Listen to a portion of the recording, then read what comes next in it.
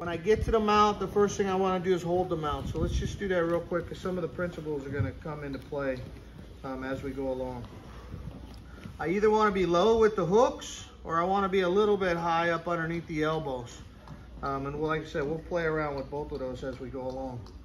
Best time for Pete to escape is as soon as I mount. So as soon as I mount, I want to start setting myself up to stay. And then the longer I stay, the longer I can get some stuff going on.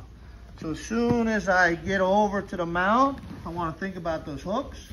So my knees go back, my feet come up, my hips are down, I'm heavy.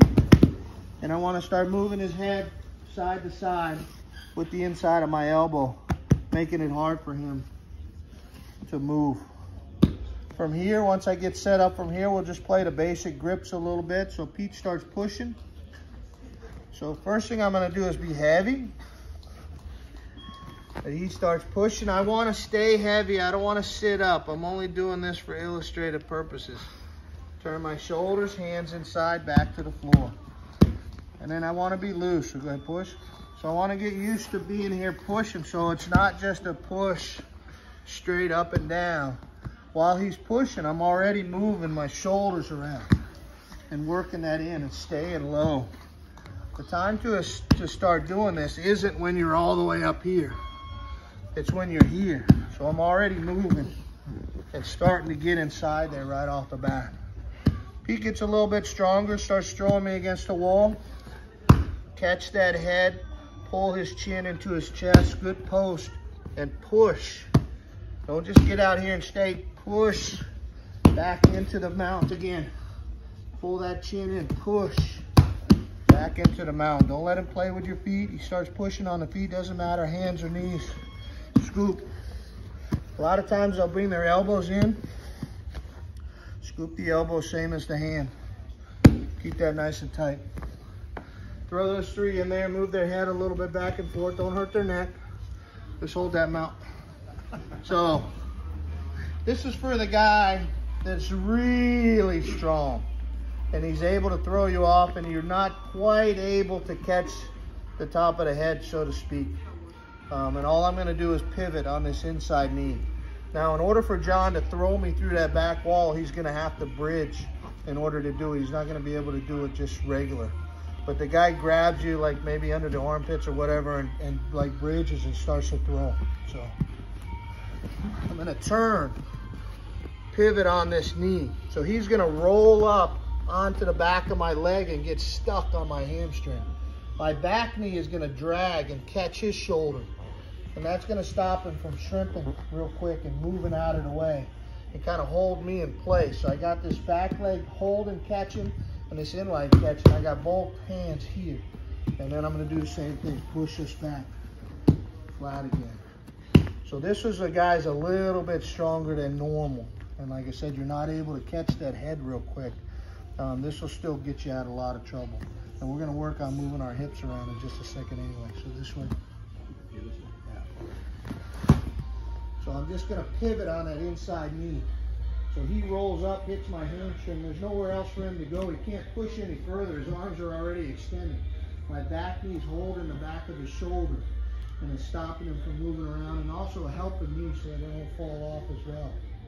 Now, as I push back, I want to kind of make a circle because I don't want him to lay on my ankle. We've already established he's a big dude. So I'm going to kind of push back around so that he doesn't land flat on my ankle as much.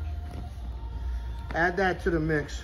This will get you out of some trouble with the big boys. Let's work on this drill and see if this will help us out a little bit. We're just going to relax a little bit. All I want Kobe to do to begin with is just keep his hands out on the mat.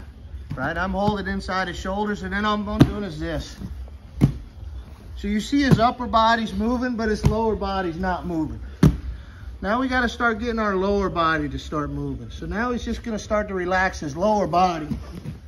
Bring that knee up a little bit higher. Behind. Yes. Go back. So this is where he's thinking about going. He's just going to let that back knee slide up where it wants to go. The bottom leg's going to go where it can. I'm not being a big bridge right now, so it's hard to roll these legs underneath like we just did. But he can still practice that outside hip here, working around. Go back to beginning. bringing it over. Here. Try that a little bit. Guy on the top, try to relax. Float a little bit. Or I was just moving him here and stretching my arms. My hips are still kind of down. But now I'm gonna bridge and throw. So he wants to get this leg underneath me. Better. You still gotta be loose with that back leg.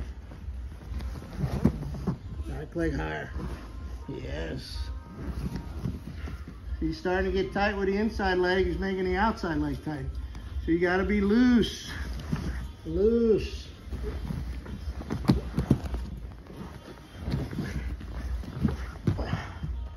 Yes. Try that again. Got on the bottom. Get a little bit more up there for him. See if that'll help. The basic bump and roll. Now we're gonna look at the shrimp escape. So that was what we did with the warm-up, right? You bridge and you shrimp, you put the guy in the guard. This is what it looks like. So we're here, he's gonna bridge. Now this part of the movement is exactly the same as it was for the Oompa. But since he didn't catch anything, he goes right into the shrimp and boom, I go right back into the guard. So we were working on that initial Oompa, those big bridges and staying inside and holding on. Well, now we gotta talk about this shrimp portion of the movement. Because if George's smart, it should be part of his repertoire. Both of these things should be happening at the same time. I'm gonna do the exact same thing that I just did, which is relax. So this is what it looks like. So he bumps, he goes to shrimp, right? And starts to push, I relax. His arms are fully elongated. My knee just bowed. And my knee can bow this far, right? I'm more inflexible than anybody in this room, and I can bend my knee this far. I take his arms away and I go right back to the mount again. So he bumps and pushes on the knee. I just relax and let the knee go. He can push his arms all the way. Like I said, my knee, that's full extension. If I stay here, he's gonna move and do something different. He's not gonna stay here. But that initial movement gets him nothing if I do this. Immediately underneath, back down again. So I'm skipping over. Got me nervous, I'm on the camera. I'm skipping over the technical mount and going into a version of the technical mount because he's doing something specific. I could go into the technical mount. We were halfway there with the last movement. Switching here. All I'm doing is taking this and letting this push. So guy on the bottom, when you get to the side, push that knee like you normally do. Guy on the top, let that knee relax and go back into the mount. Let's try that out. Let's do this technical mount. So somebody asked, like, do you do this first or the other one first? It's like, they're kind of the same thing. It's just if the guy's really trying to escape, this is gonna save me a lot more than the other stuff would. Where's Colby at? Come on, Colby. But let's do that, just the technical mount real quick. So I'm not gonna really be pushing on Colby's knee so much. I'm just gonna bridge and turn to the side. And he's bringing this foot up.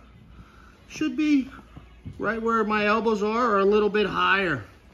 So this will help us because in the one we just did, some of you guys' foot is way down there. And I don't want that to be my normal. My foot's down there. I want my foot to be up here. Even though the guy's pushing on my knee, I still want my foot up high while the guy's pushing on my knee. So just bridge, turn to the side. You have to use your arms at all. He's just practicing, trying to be relaxed, moving with me and ending up in a good spot. Bridge, give him the movement, turn. Let's work that a little bit. We'll take a half step back, we'll come back to the side. But this time, I want you to do the same thing, but now we're gonna go back and push the knee again. So maybe it'll make sense for some of you guys that haven't done this a bunch. So now I boom, push the knee. And like I said, his knees, that's where it needs to be. He lets his knee ride, rolls me back straight, we go back to normal. Right away, push the knee.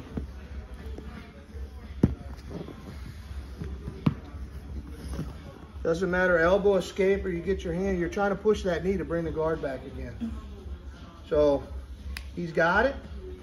Well, no, I couldn't stop it or I would have stopped it. So go back, see if that helps any.